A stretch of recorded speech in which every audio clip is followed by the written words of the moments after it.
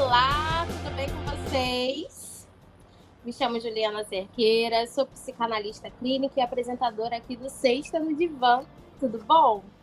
Então, hoje a gente vai falar sobre o tema o impacto do divórcio nos filhos. Sexta no Divã, o seu podcast com um time de psicanalistas mais insanos da atualidade.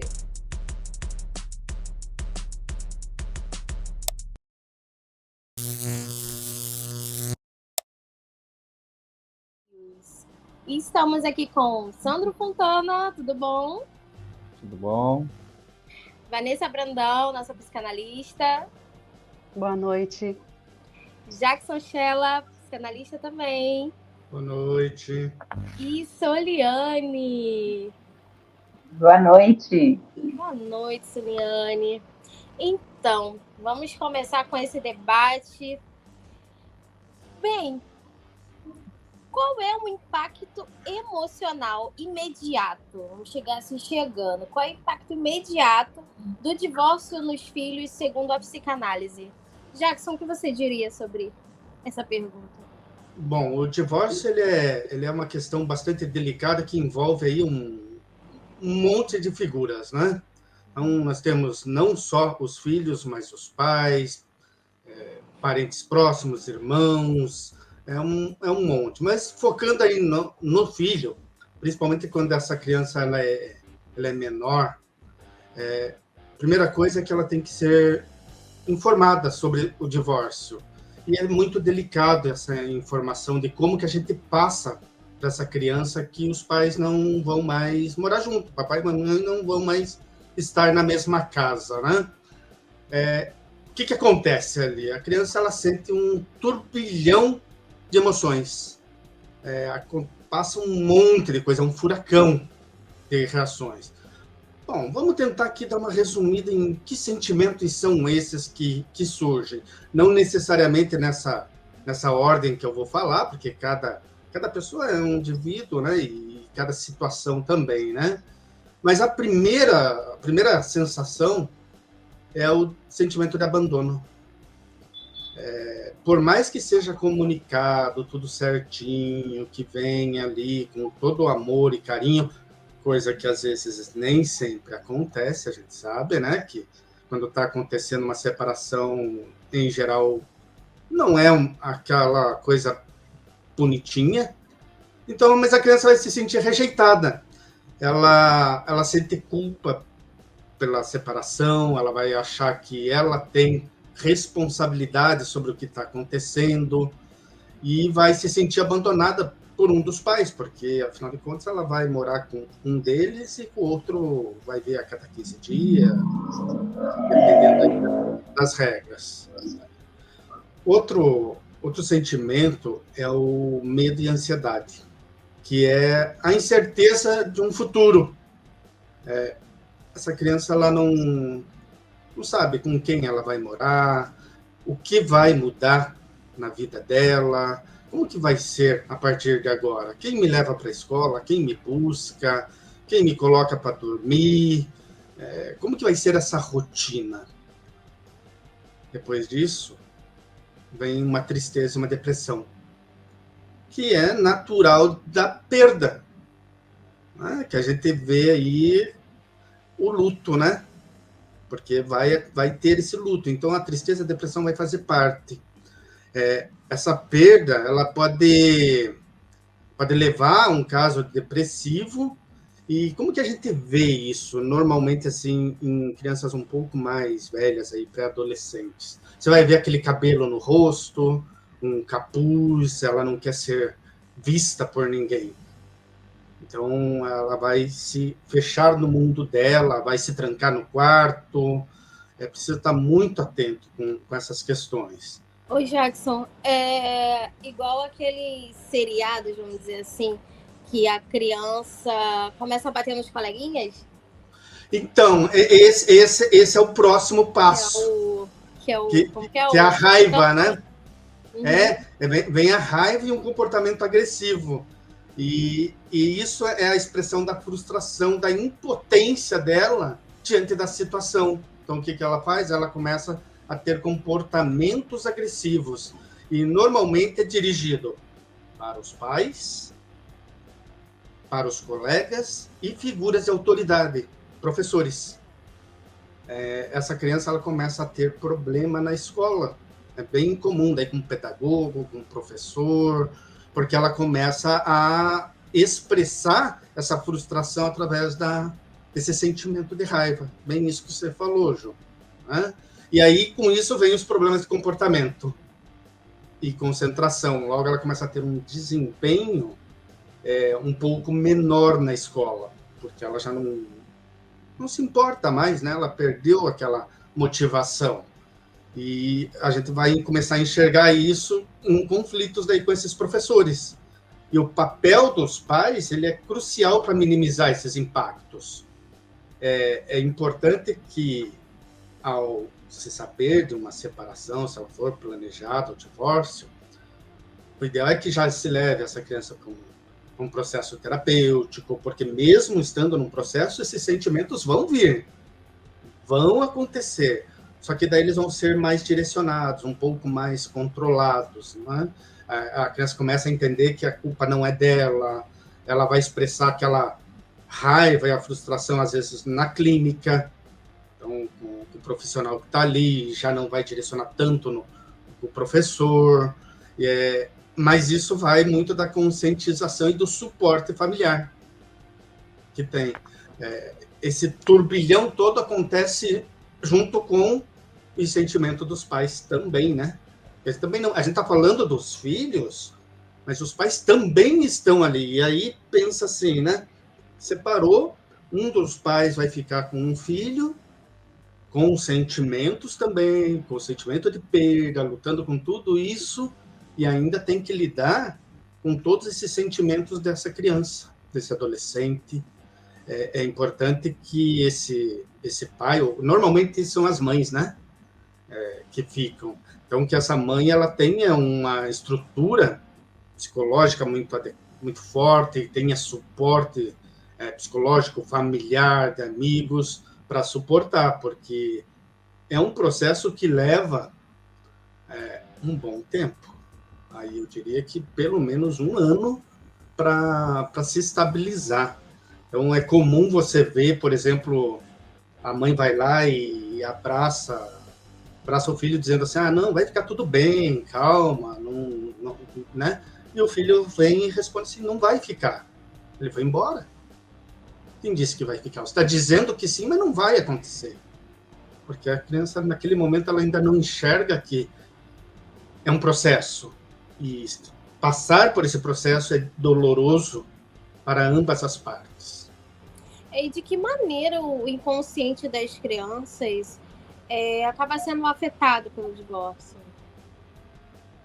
Não sei, alguém quer eu acho que eu posso, eu não sei, é você que quer responder, Vanessa, senão eu complemento. Não, Pode. A criança entra em estado... Porque eu ia... Pode continuar contando. Eu iria acrescentar umas coisas, já tentando responder essa pergunta, acrescentar o que o Jackson falou, é que eu acho que um ponto bem importante nessa questão do divórcio é que idade os filhos têm. Isso muda muito. Está na adolescência, tem 18 anos, tem 20, tem 5, tem 2 anos, tem 10 anos. Cada idade o impacto vai ser diferente, ou intenso ou menos intenso, vai depender dos pais. E aí, um outro ponto que eu acho que é crucial na questão do divórcio é se ele é litigioso ou não, ou seja, se existe uma briga entre o casal ou não, né? E aí, o ponto que entra, eu acho, na questão do inconsciente, o Ju, que você traz a questão, eu acho que, principalmente da idade, se forem mais novos, é no complexo de Édipo. E o complexo de Édipo, a gente sabe que vai afetar a vida da criança como adulto. Aonde? Na escolha dos seus futuros parceiros. E aí o Jackson tocou também num ponto interessante, que em algum momento dessa fase, mais ou menos, dependendo de cada criança, vai existir um ponto de raiva. E às vezes ele vai canalizar essa raiva contra o pai, um exemplo. Por quê? Porque é o que saiu de casa. Então, no inconsciente da criança, ele tem a casa como lar, a família está ali, a estrutura, né? Quem sai? pai normalmente, né? Podia ser a mãe, mas quem sair é o abandonador. O lar é o que me deixou. Entendeu? Então, se uma mãe... E aí vem um ponto que eu acho que é bem importante, né? Que um casal, até terapia do casal, ou uma terapia individual por um bom profissional, e o que eu digo quando é um bom profissional, né, pessoal? E principalmente para quem está nos assistindo. Fuja muito daquele profissional que é seu super amigo. Amigo você tem, o terapeuta não vai ser seu amigo, ele vai ter que trabalhar com você em questões objetivas, em questões pontuais, que vão te levar ao conflito. Por quê? Porque o que a pessoa precisa numa hora, claro que ela precisa de apoio, mas ela precisa ter uma visão da realidade, né? Então, por exemplo, a questão dos filhos, é muito comum, né, num divórcio, os filhos se sentirem culpados. Eles acham, principalmente quando crianças pequenas, que eles foram o motivo da separação. Eles não entendem. Então, isso, falando sobre o inconsciente, às vezes no inconsciente deles, eles se sentem culpados, eles nem entendem. Por quê? Porque às vezes os pais brigam e eles se veem no meio daquilo, né? E um casal, eu tenho aquele ditado que diz que a criança distancia o casal. Sim, de certa forma, sim, porque o casal deixa de ser o namorado e passam a ser os pais, né? E a criança sente isso inconscientemente. Então, tudo isso é um acúmulo de fatores que se rodeiam, né, a mente da criança, e ela nem entende, mas vai marcar ela no Édipo, na questão para frente, né? Depois eu falo mais sobre o Édipo, para ver a opinião de vocês sobre isso, mas eu acho que o que o casal precisa, né, principalmente a mulher, às vezes que ela precisa daquele apoio psicológico, estrutural, psicanalítico, quem ela puder, que a ajude a entender as fases, né? E são fases. E o que eu vejo que é normal também, que cada um do casal acha que está se ferrando mais. Não, os dois estão se ferrando. Os dois estão tendo problemas. O outro é muito fácil. Não sei o que. Para ninguém é fácil, né? Por isso que o divórcio, do meu ponto de vista, ele tem que ser assim, o último do último recurso. Mas é um problema bem atual, né? Que hoje qualquer um está se divorciando como começou a namorar e como começou a morar junto. Então, o ser humano hoje, socialmente, ele não aceita mais muito o outro, né? Tudo como eu quero, tem que ser desse jeito, senão para mim não serve. E separa, né? Então, o ponto, acho, crucial ali para as crianças, eu acho que essa parte do inconsciente vai afetar o ético, que vai afetar o sentimento de culpa, às vezes inconsciente, porque ele está no meio dos dois, né? E ele passa a ser um problema do tipo assim, e com quem eu fico agora? Aí os dois brigando, eu quero isso, eu quero outro, aí eu pensão. Enfim, né? O pior cenário para a criança é o divórcio litigioso, é claro, né? Se for um divórcio tranquilo, que os pais, agora você vai ficar, sei lá, o pai na semana, com a mãe na outra, você vai ter duas casas, ou seja, o lúdico para a criança se tornar uma coisa legal, é bem mais tranquilo. Se é adolescente, é outra questão, né? Entendeu? O adolescente, ele já vai compreender, ele já vai ter outra visão, né? E o adolescente tem outra demanda, o adolescente precisa daquela demanda da segurança, do tipo, eu quero voar, mas eu quero saber que eu posso voltar se der algo errado. Então, esse suporte da família, para caso ele erre, né? Ele vai ter, eu vou ter com quem? E aí vai ser uma ligação que ele vai ter mais com o pai ou com a mãe, onde ele se sentir mais seguro, né? Fontana, pode existir... Fontana, só um pouquinho, Ju. Pegando o gancho do Édipo, nessa questão do Fontana, tem autores que traz outra questão também, que está relacionada nessa parte, com as novas relações que são estabelecidas após uma separação. Sabe? Os filhos, eles acabam sendo colocados em posição diferente. Eles acabam sendo o cônjuge substituto, vamos supor, né? Separou, ficou com a mãe. Muitas das vezes a mãe, né, transfere para aquela criança ali, ainda mais se for idade, igual você falou, ali na parte do Édipo, naquele momento, mais ou menos. Imagine o impacto ainda psíquico de uma mãe projetando num menino né, o cônjuge que se foi, ou um pai, ou um irmão. Tem essa muito troca de posição dessa criança, sabe, dentro da relação. até sendo controlada, né? Sendo um ego controlador do próprio cônjuge depois. Então, é um fator muito forte, porque a gente vê muito essa fala, às vezes o marido vai embora, e daí fica, você vai ser o homenzinho da casa, né? Agora você é o homem da casa, Então, assim, a gente, além do impacto todo emocional, todo físico, ainda tem esse impacto psíquico, aonde a criança, muitas das vezes, é tirada ali do seu papel, realmente é construído com ela uma nova relação, né? Diferente do papel que é o papel de filho. Né, tem isso também que eu achei interessante destacar, que tem até autores que tratam essa questão esse impacto muito forte na vida deles, além das outras questões. Então, deixa eu acrescentar uma coisa antes da Ju falar. Agora você imagina o impacto para essa criança, hoje, com o perfil que a gente tem de sociedade, o pai sai de casa e daqui a pouco a mãe tem um namorado e traz ele para casa. E o pai tem uma outra namorada. Entendeu? Para a criança que é maior, para adolescente, ele entende. Para a criança que é pequena, ela começa a já ter alguns conflitos. Aí eu vou dar um exemplo assim, só para você ter ideia de realidade de absurdo, um dos casos, tá? O garoto tem lembranças quando ele era pequeno, ele na sala no computador, vinha a mãe e o namorado, eles iam para o quarto, se fechavam no quarto. Tu imagina isso para a figura do menino no Édipo, tá? Aí agora outra situação que era a mesma coisa, aí de repente toca o interfone, a mãe sai, tem uma pizza, ela vai, entra pro quarto, se tranca com o namorado com uma pizza. E ele ali. Assim, olha isso no cenário da mente de uma criança. Entendeu? Tipo, a minha mãe tá com o cara no quarto fazendo o quê? Isso pro menino é muito impactante. E aí, eles pediram uma comida e nem eu estou sendo excluído. Então, olha o quanto... claro que isso é um caso, né?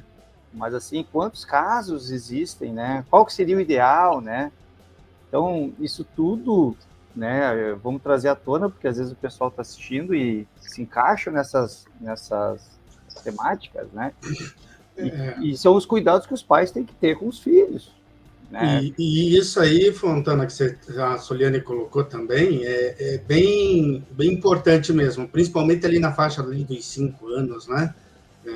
A criança, ela acaba... Às vezes a mãe quer super compensar essa ausência e realmente a criança acaba assumindo um papel que não é dela, e esse vai se tornar depois, que aparece na clínica, aquelas pessoas autoritárias, que acham que podem tudo, porque ele acaba mandando até na mãe, acaba tendo um poder.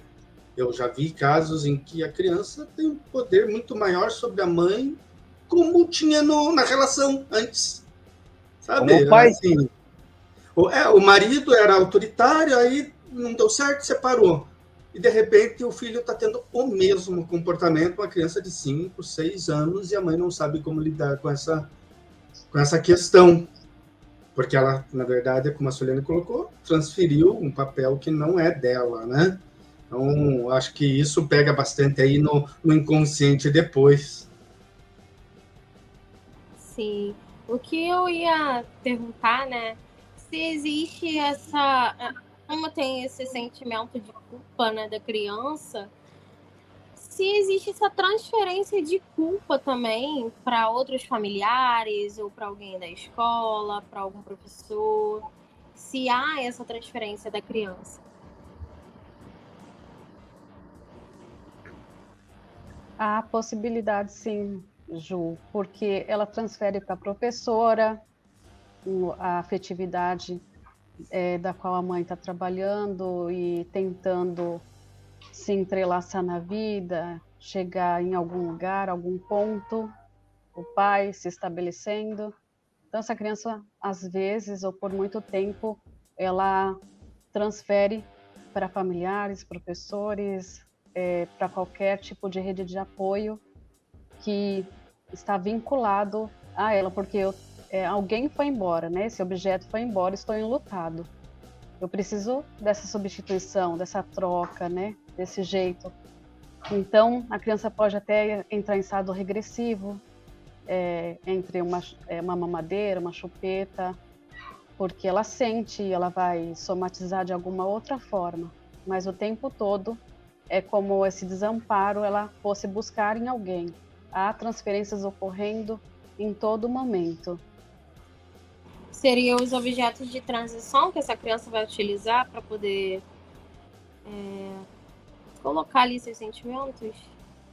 Sim, como o Winnicott fala, né? A transição, eu troco por alguma coisa para que meu psiquismo não sofra tanto. Então, a criança, ela transfere para que ocorra um menor sofrimento. Entendi. Bem, qual a importância da estabilidade e rotina para crianças de pais divorciados? Quem gostaria de falar sobre esse tema aí?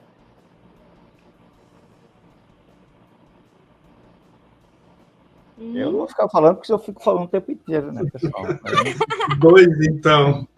Estou me segurando aqui, né? Vocês que são os mais experientes no assunto, então... Então, eu tenho A rotina ela é fundamental já numa situação aí onde há um casal ali, enfim, né? Há uma figura de cuidadores. Já a importância, a rotina ela é fundamental. Na perda, então, na separação, é como eu coloquei lá no começo, ela é mais importante ainda, porque você tem que colocar os limites, você tem que impor algumas condições, segurar a barra dessa criança em alguns momentos. O adulto que está ali, ele tem que ser forte pelos dois em várias situações. Então, rotina, super nani, né? Mas até quem é que vai ficar com a criança, né? Que vai ter que ali lidar com o filho e com ela mesma. E assim, olha o que acontece, né? Bem isso que você colocou, né? Sei lá, a mãe ou o pai que tá com a criança, que vive ali com a criança, tem a rotina. Bonitinho, legal, dali, sei lá, a cada 15 dias vai para casa do pai. E aí o que acontece? A barganha, né? Ah, mas eu queria fazer tal coisa que eu não posso fazer na casa da mãe. E aí o pai, para compensar, deixa. Porque, né, afinal de contas, eu tenho que ganhar o afeto dessa criança de alguma maneira. E aí bagunça tudo. Então, por mais difícil que seja na separação, principalmente ser litigiosa, né, é importante estar alinhado com as regras. A regra da casa de um tem a regra da casa do outro? Tem. Mas os dois têm que estar alinhados. Pelo menos falar o mesmo idioma com essa criança. No início é difícil já. Você fala de criança, mas adolescente também. Adolescente é pior. Acho que no início da separação é difícil. Para esse casal aí, esse ex-casal, entrar em consenso no início, acho que é mais difícil, né? Imagina um divórcio litigioso, que o casal não consegue nem se acertar com as coisas mínimas do próprio relacionamento. Você imagina com relação a isso, né? E aí, lembrando também que boa parte de divórcios ocorrem exatamente pela divergência de pensamento. Então, um exemplo, eu penso de um jeito, eu acho que meus filhos têm que ser educados do jeito A. Aí a ex-esposa acha que tem que ser educado do jeito B. Então, quando está comigo, eu quero cuidar do meu jeito. E aí começam-se os problemas, né? Porque... Tem aquela mulher, a Luana Piovani, né? Lembrei dela. Então, agora um ponto que eu quero acrescentar para vocês aí por experiência própria, se vê, no meu caso, né? Meus pais eram divorciados, né? Cheguei a ter um padrasto, casei, me divorciei, tenho um novo casamento, e já peguei alguns casos com questões de separação, né? Em geral, o divórcio é como o Jackson comentou o ponto, é um luto, não só para a criança, mas para o próprio casal, né? Porque existe uma perda ali, né? De uma série de coisas, né? Tanto emocionais, financeiras, estabilidade, enfim, né? É uma perda, passa-se por fases, é uma coisa, raiva, depressão, enfim, né? Agora, assim, no meu caso, por exemplo, meus pais eram separados desde que eu era muito pequeno, então eu nunca tive convívio com um pai. E aí é interessante como a natureza do ser humano, um pai para mim nunca fez falta, nem para mim foi meu irmão, a gente era muito próximo. Por quê? Porque nós nunca tivemos uma figura de pai, né? Então, quando você não tem uma figura de pai, a criança não tem o referencial de que ela precisa daquilo, embora ela precise, né? Mas assim, no inconsciente dela, ela não tem, tipo assim, era eu e minha mãe, né? Mas, Então, Fontana, eu vou te interromper, cara. interrompa. Você teve um pai.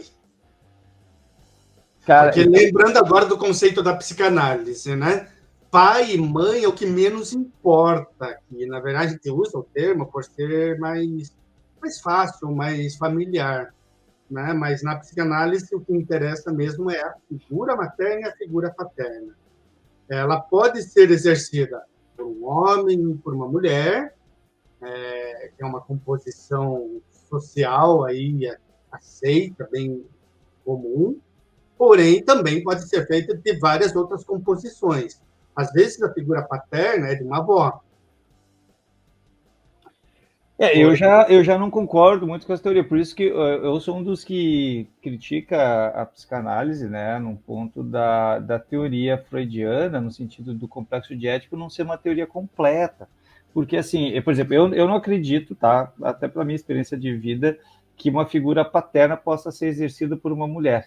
Né? Eu não acredito nisso, porque a criança separa o macho da fêmea, o homem da mãe, no meu ponto de vista, né, pessoal? Tô só falando. Mas é que eu já vi o seguinte: casais invertidos, aonde a mulher, a figura feminina, ela tem um poder muito maior, muito mais masculino, ela exerce a figura paterna. O que é a figura paterna? Por regra. Por regra, por lei, é dizer não, basicamente, né? A grosso modo. A figura materna é o amor, o aconchego, o afeto, a vem aqui, meu filhinho. E, às vezes, tem casais que isso é invertido. Eu sei, porque eu acho que grande... E o homem é muito mais afetuoso. Não, eu concordo que existe, mas eu acho que ainda não muda a figura, ele só vai ter uma figura de um pai amoroso, no caso, né, e uma mãe com mais regras, e existe isso, né, pelo menos no meu ponto de vista. Né? Mas, assim, trazendo isso para a clínica, eu acho que quando ocorre dessa forma, entendo eu, que não gera-se um impacto para a criança das figuras, por exemplo, no meu caso do meu irmão, né, eu vou comparar no meu caso e o dele, que são casos reais, né, posso até pegar alguns outros exemplos, mas eu não acho que impactou para a gente na questão do casamento, de não querer casar, ou de coisas desse tipo. Só que, por exemplo, a minha mãe, uma coisa que eu lembro bem quando eu era criança, eu acho que ela teve um papel muito importante nisso, porque ela nunca teve um homem, ela nunca trouxe homem para dentro de casa, né?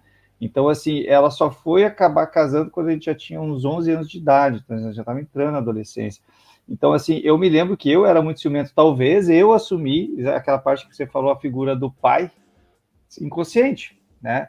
Mas eu era muito ciumento, assim, de que não poderia ter, de que homem não pode aproximar, aquela coisa bem do Édipo, né? Então, mas a gente está falando de coisa, assim, de animais, porque eu não tinha a figura de um pai, né? Mas é aquilo que você falou, eu acabei assumindo. Então, eu acho que isso foi um papel muito importante como mãe, né, no meu ponto de vista, de não ter se envolvido com homens, pelo menos não na nossa frente, ou que tivesse impactado na visão que nós tínhamos dela, né? Coisa que hoje não é muito usual, né? Hoje uma mulher separa e daqui a pouco já está com um cara levando para dentro de casa e namorando, e assim, imagina para o menino, né? A figura do menino, da menina, acho que talvez ela entenderia de uma outra forma, mas vai impactar. Mas se for ao contrário, Fontana, vamos pôr lenha na fogueira. O pai está com a guarda das crianças, que está se tornando bem comum. Sim. Né? A gente sempre fala da mulher que fica, mas também tem ao contrário. E ele leva as namoradas. Sim, então, eu acho... Não, aí vamos lá, agora eu vou inverter, como você falou. Eu acho que para a menina não ia ser legal. Talvez... E para o menino? Então, digamos talvez... que ele tem um menino em casa, não uma menina. Vamos supor, se ele tiver um menino, seria o mesmo caso de uma mãe ter uma menina e levar um homem para dentro de casa. Eu acredito que a menina não vai ver da mesma forma, porque o menino, ó, vamos lá no Édipo, né? O menino, ele é apaixonado pela mãe.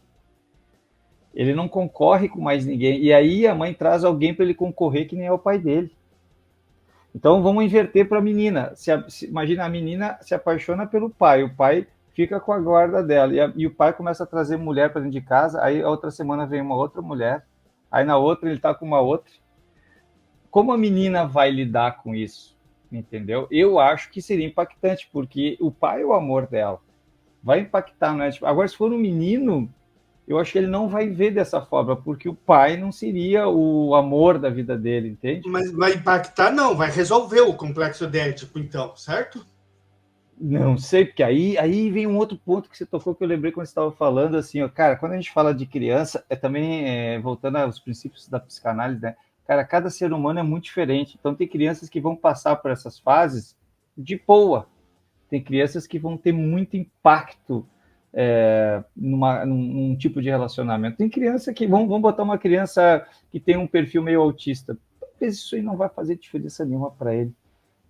Talvez uma menina mais neurótica vai fazer uma... Entende? Então, assim, a personalidade, a criança, ela vai lidar de forma diferente. Por isso que cada um dos pais tem que saber o seu filho. Esses dias deixa eu fazer um outro parênteses aqui que eu achei que é muito interessante. Uma frase que eu estava vendo esses dias na internet, de um rapaz que ele briga com a mãe dele quando ele é pequeno, e ele diz, eu vou embora dessa casa. E aí a mãe dele fala assim, então vai. Aí ele pega as coisas assim, ela vai, coloca na porta ou vai embora. Aí ele vai ficar lá fora e volta. Aí depois, quando ele cresce, o irmãozinho dele faz a mesma coisa. Ele, agora eu vou ver o meu irmão fazer. E a mãe não faz isso com o irmão. Daí ele vai, pô mãe, comigo tu me mandou embora e o meu irmão tu não me mandou embora. Ela fala assim, não, porque eu sei que ele vai. Ou seja, cada pai sabe que um filho é diferente do outro e que um ele pode fazer A, outro ele pode fazer B. Isso, claro, pais ideais, né, que sabem, conhece seus filhos, que sabem o limite do seu filho, né? Então, esses impactos, né? Por exemplo, se eu comparo os meus filhos no meu processo de divórcio, eu acho que sim, foram impactados de alguma forma, ainda muito inconsciente, mas eles têm uma capacidade muito boa de resolução, né? Coisas que talvez outros não tivessem, mas que vão ser impactados, principalmente pela fase egípcia, né? Eu ia falar egípcia, né? Mas, assim, eles vão sofrer algum tipo de impacto. E aí que vem essa questão que eu acho que é um diferencial do menino para a menina, por causa do Édipo nessa fase. E por que eu chamo essa atenção? Porque pais, às vezes, se separam, e hoje em dia, com essa coisa do empoderamento, né? Hoje está na moda, todo mundo é empoderado, né? Então, a pessoa acha que ela pode fazer o que ela quiser, mas o filho vai ter um impacto, né? Então, se vai fazer, faça o que ele não saiba, que ela não saiba, né? Que nem um pai já separa, já vai apresentar uma namorada para os filhos.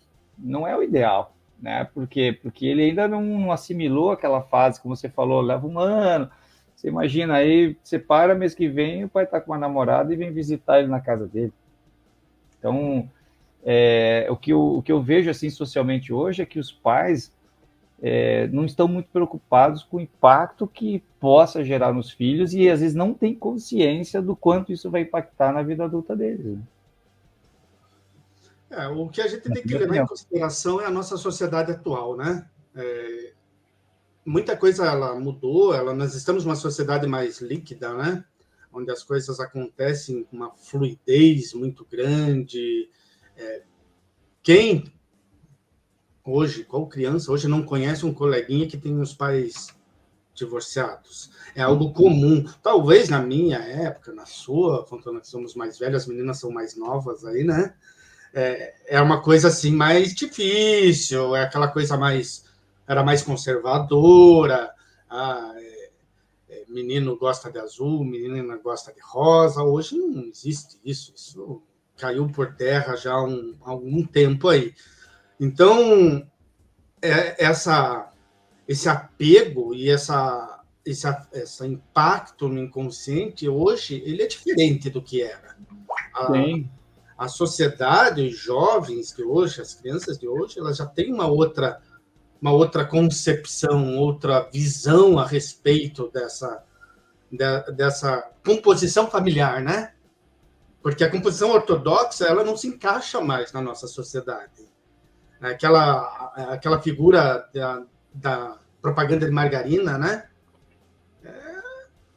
Não existe mais isso hoje, a gente não enxerga mais. E quando tem, normalmente são famílias que estão totalmente desestruturadas, tem só na foto, na parede.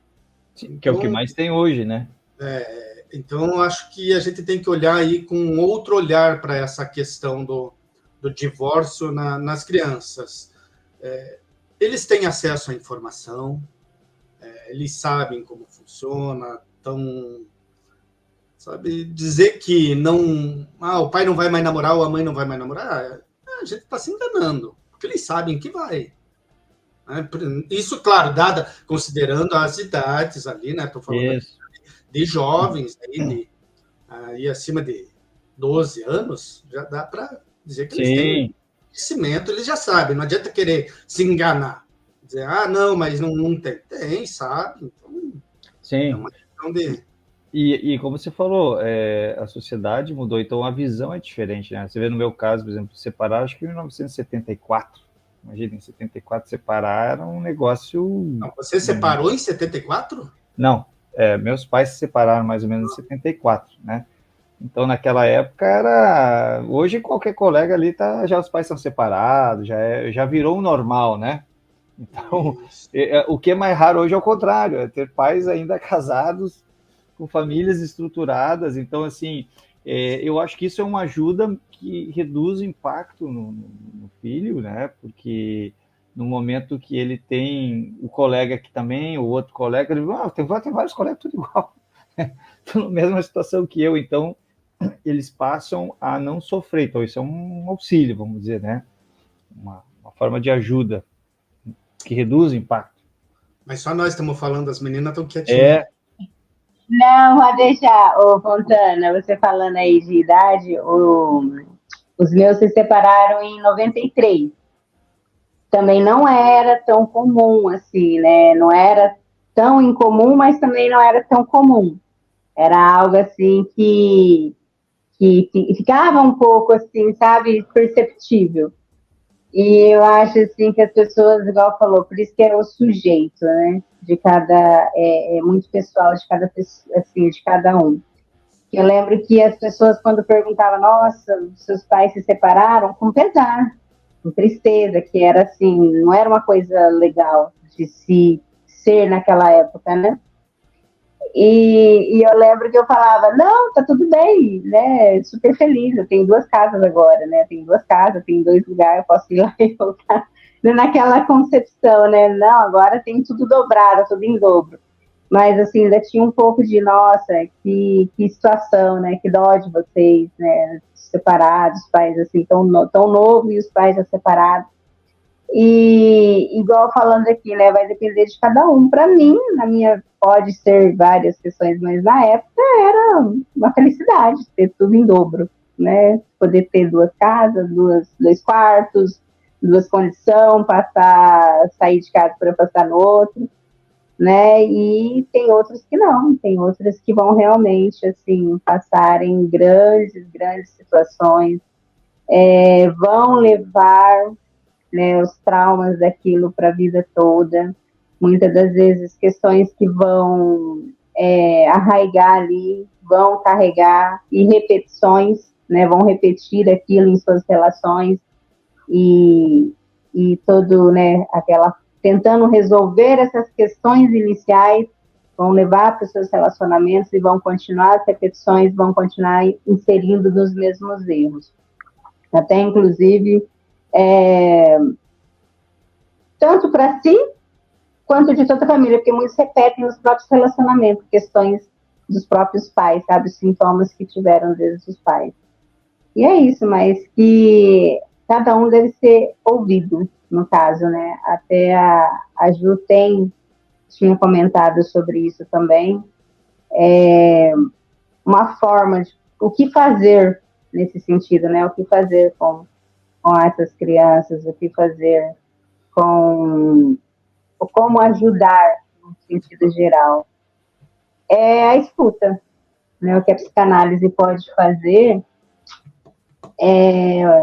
para minimizar essas questões é oferecer um espaço de escuta, tanto para essa criança, tanto para esse adolescente, e tanto também para os pais, porque não, né? Cada um ali com suas questões, para que evitem maximizar os problemas ainda mais sobre os filhos. E no caso, essa escuta da criança, poder ele ali se expressar, explorar suas emoções num ambiente, né, mais seguro, controlado, poder colocar isso para fora, porque essa que é uma das grandes questões que você e o Jackson trouxeram. Para a criança está tudo bem, né? Aparentemente os pais pisam em ovos ali, super compensam muitas das vezes, mas a criança pode estar trazendo que a culpa é delas, inconscientemente ou conscientemente, que a separação dos pais é culpa dela, né? E tem a questão de ser litigiosa ou não, que agrava ainda mais, porque daí eles acabam sendo usados como objeto de barganha, né? Para atingir o outro, você, né, super ali, aquele ali, desconta naquele filho. Tem a casa também de você confidenciar coisas do seu filho, falar mal do outro cônjuge do seu filho, usar ele ali como ele ter que fazer, obrigar ele a fazer escolhas de lado, né? Que isso é gravíssimo. Você ficar ali jogando com ele, essa questão do lado, né? De quem que você vai escolher, obrigar ele a escolher um lado, tomar partido de alguém, isso é terrível para uma criança, ela ser obrigada, ser colocada nesse lugar.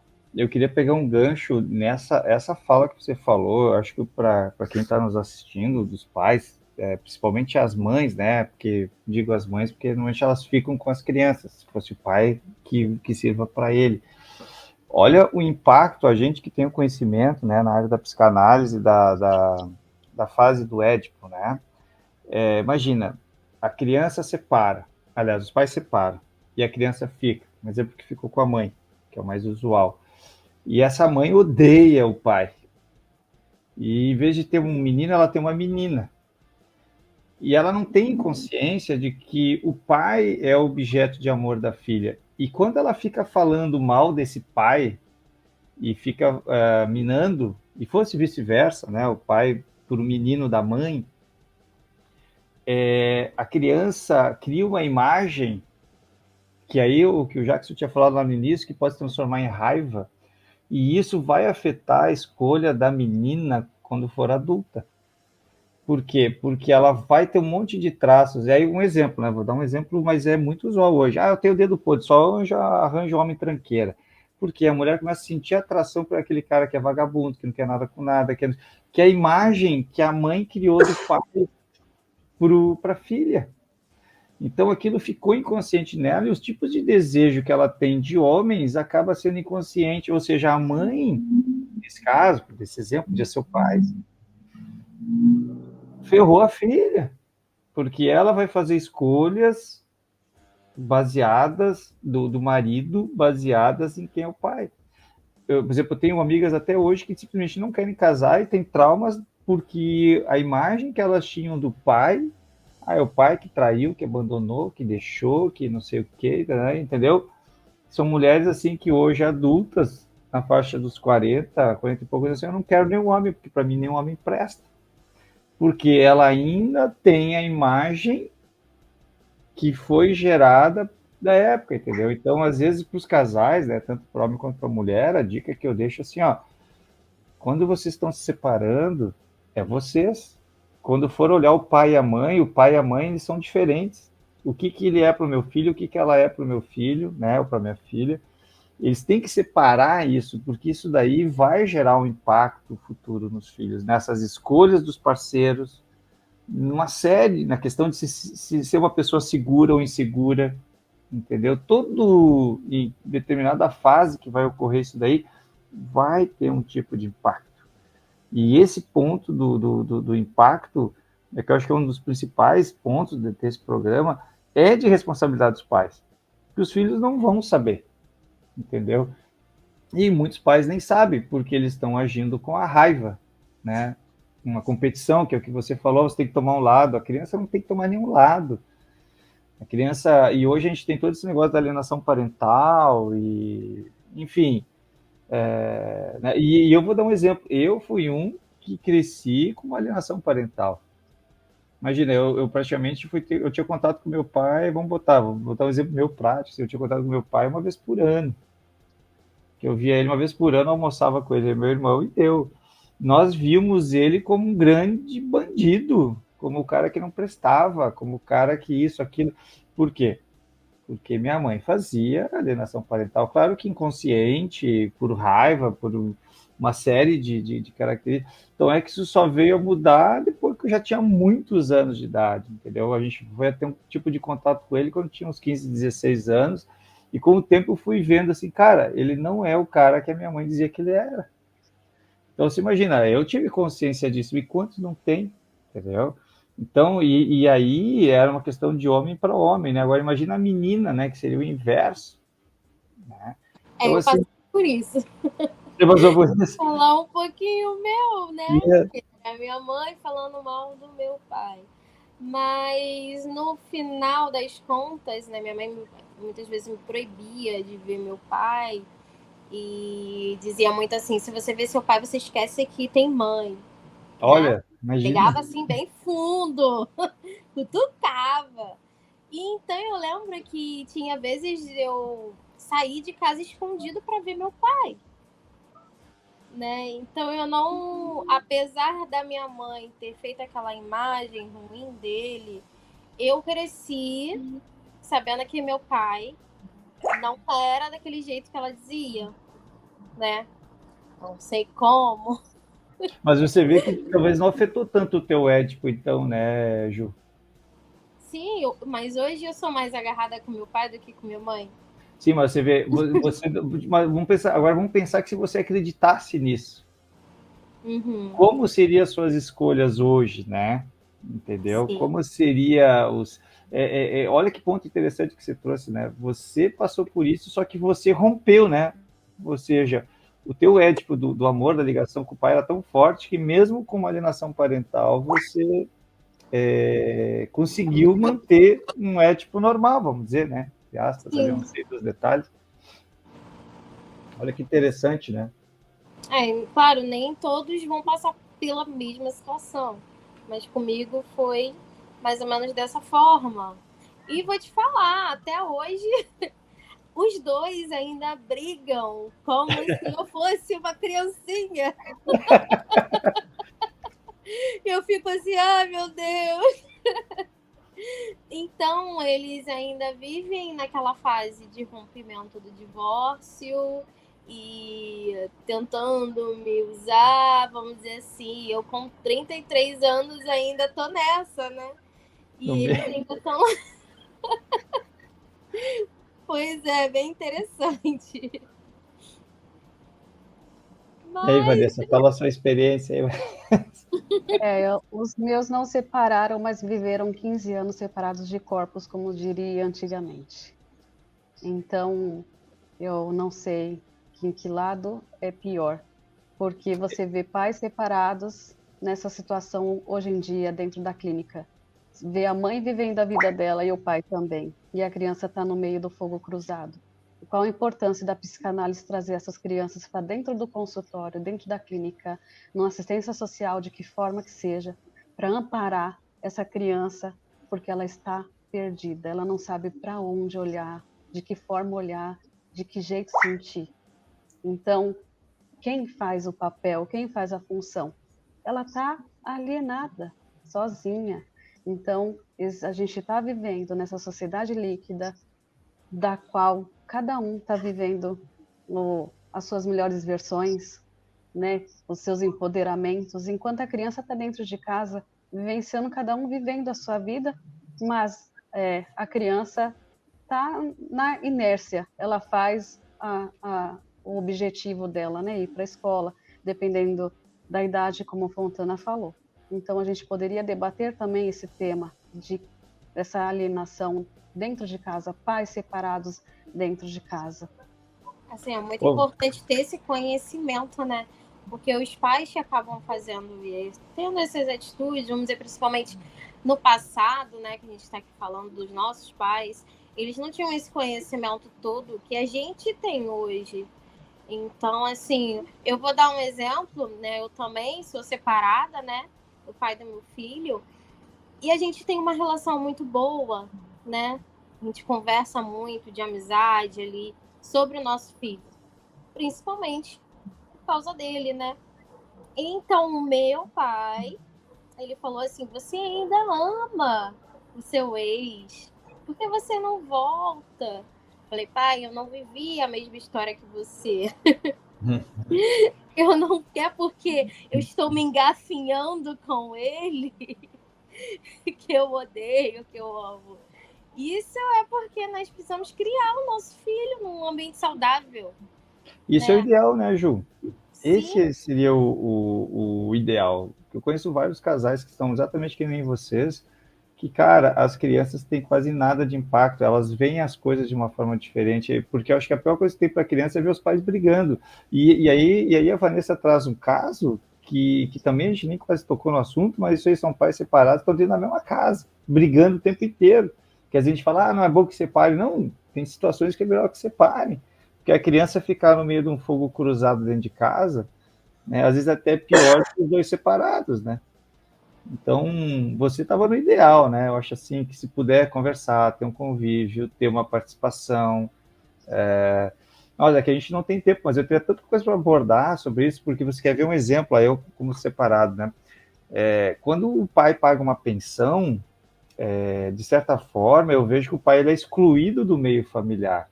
Porque um exemplo, eu não sei como é o teu relacionamento, mas se fosse um relacionamento que eu diria ideal, cada um do casal iria ter os filhos e iria suprir da mesma forma. Eu vou pagar o plano de saúde, vou pagar a escola, vou pagar não sei o quê. O filho vem, pai, eu queria um tênis, eu quero.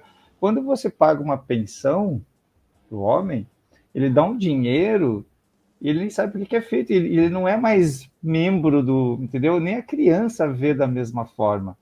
Entendeu? Por quê? Porque não é o meu pai que me deu um tênis agora, foi minha mãe que me deu. Não, mas ele deu com o dinheiro do pai, mas ela não tem consciência disso. Então, o pai, em alguns cenários, ele é extremamente excluído do contexto, né? Então, o ideal é que você faz. Por exemplo, vários casais que eu vejo assim, não, eu pago, eu vou dizer para o marido lá, o ex-marido, eu pago a escola, pago o plano de saúde, pago tudo, deixo um cartão com os filhos, ou eu saio com eles para comprar coisa não sei o quê, sabe? Existe essa embora em casas separadas, mas quando o divórcio ele vai para um ponto que existe um negócio de pensão, que existe essas coisas, a ligação entre pais e filhos ela é muito quebrada, porque você não aparece, né?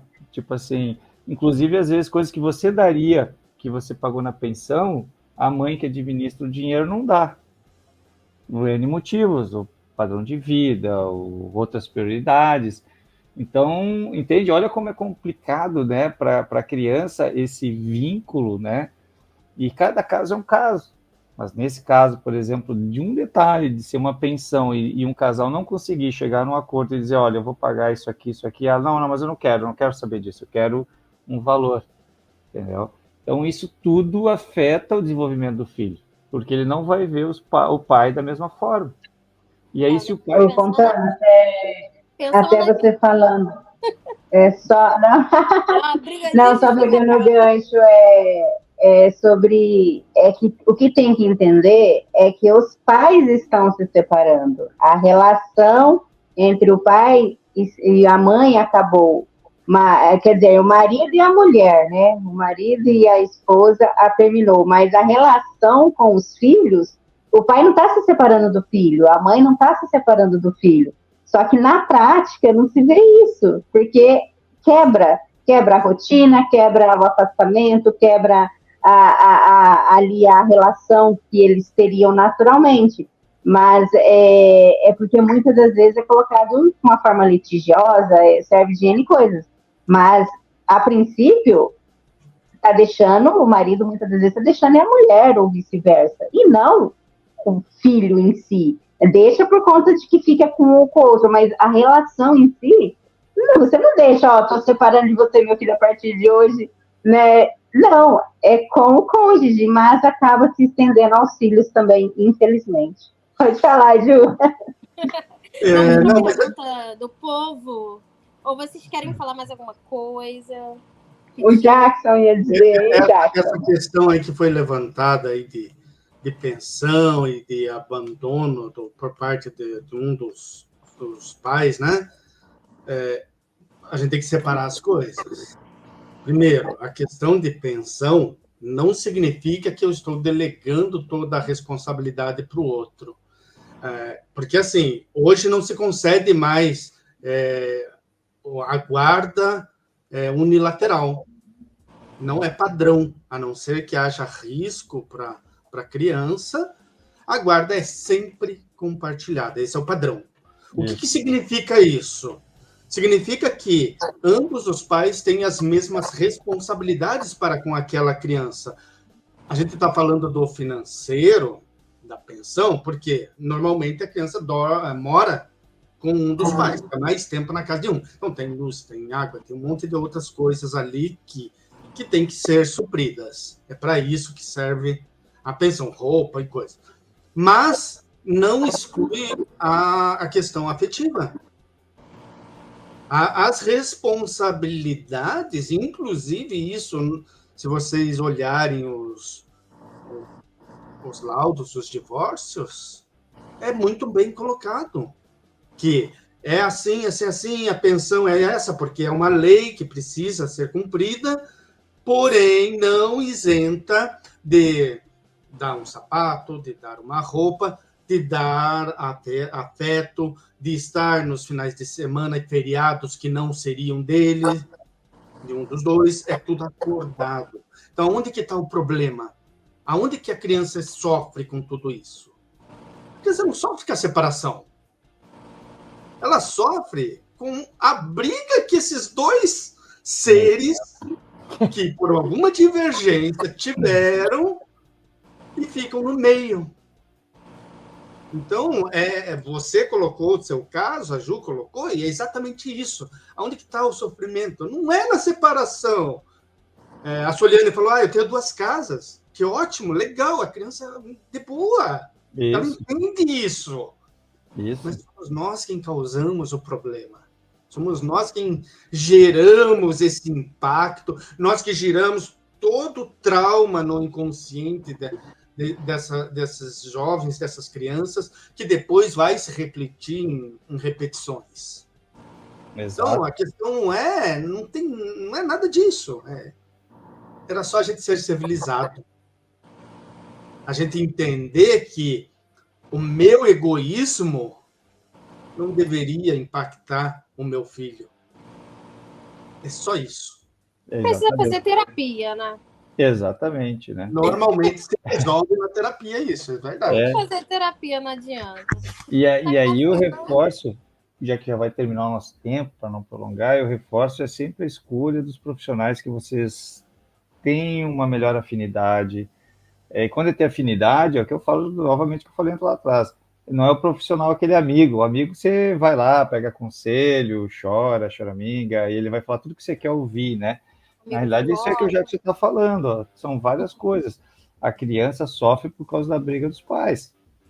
Então, os pais têm que se esforçar para que tenha um relacionamento melhor, pelo menos na frente dos filhos, ou na presença deles, ou nesse contato, para que eles sofram menos nesse impacto. Imagina, a Ju falando, tinha que sair escondido, né? Por causa de boicote de poder visitar, né, Ju? Então, características, isso assim, ó, a gente está falando da gente aqui, uns exemplos, mas é recorrente com todos, só muda o endereço.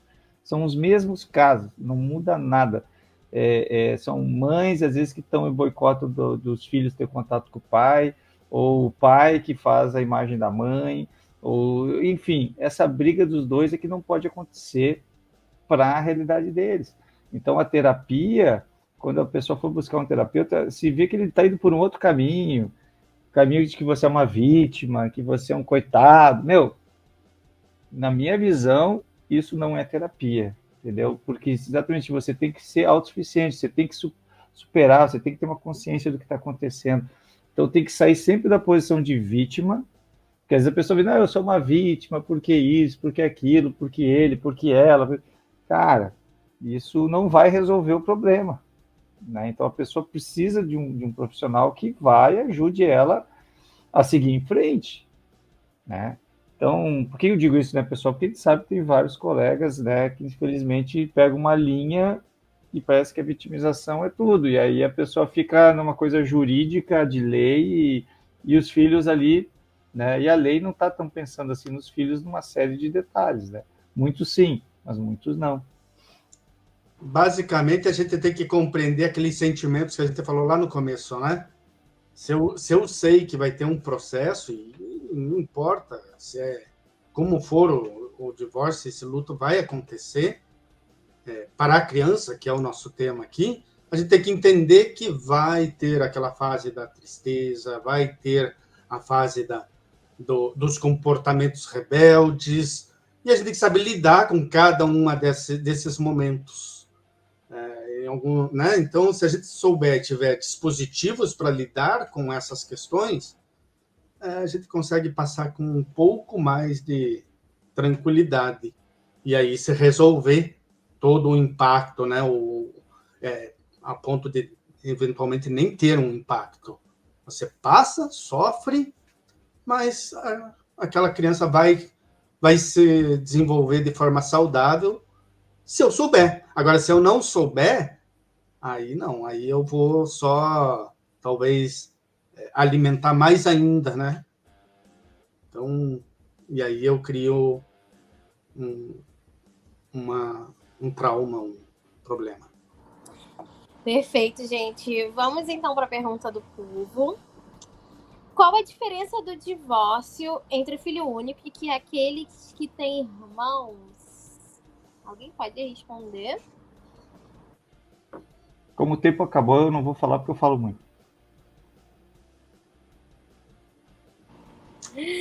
Botou a peteca para outra pessoa. A batata quente, né? As meninas querem responder, não? Não? Eu acho assim, francamente, Juliana, não tem diferença nenhuma. Para mim não, pro pessoal que perguntou.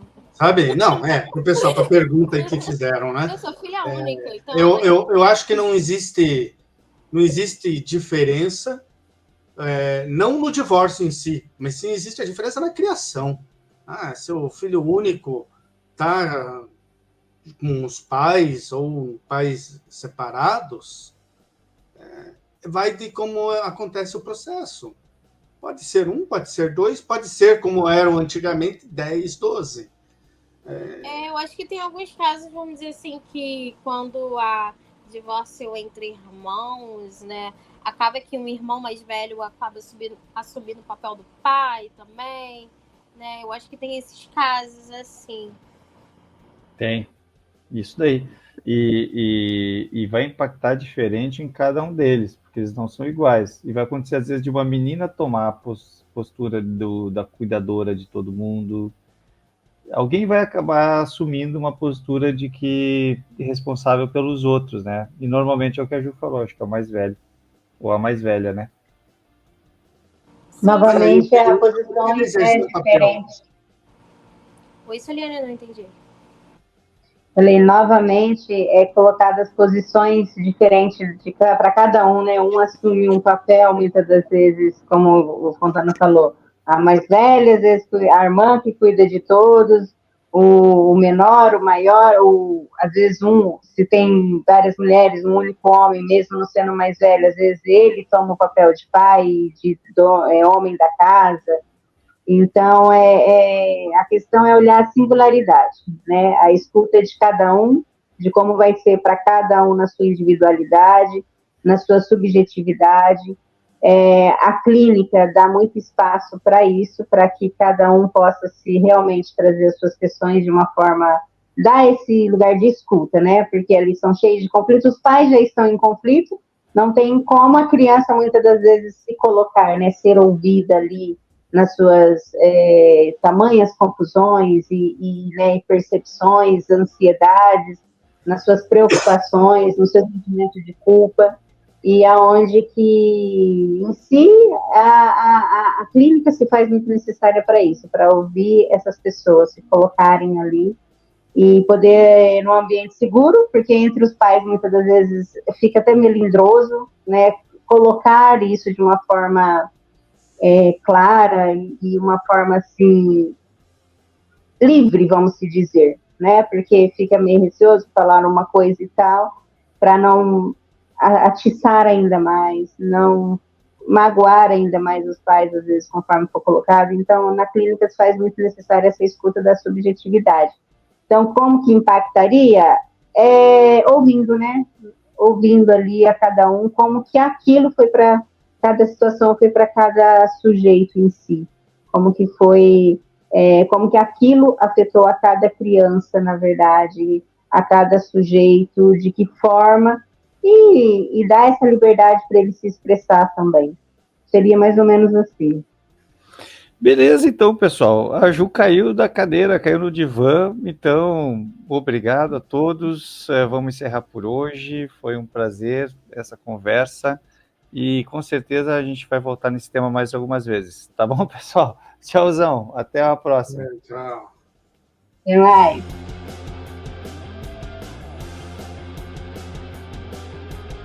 Sexta no Divã, o seu podcast com o time de psicanalistas mais insanos da atualidade.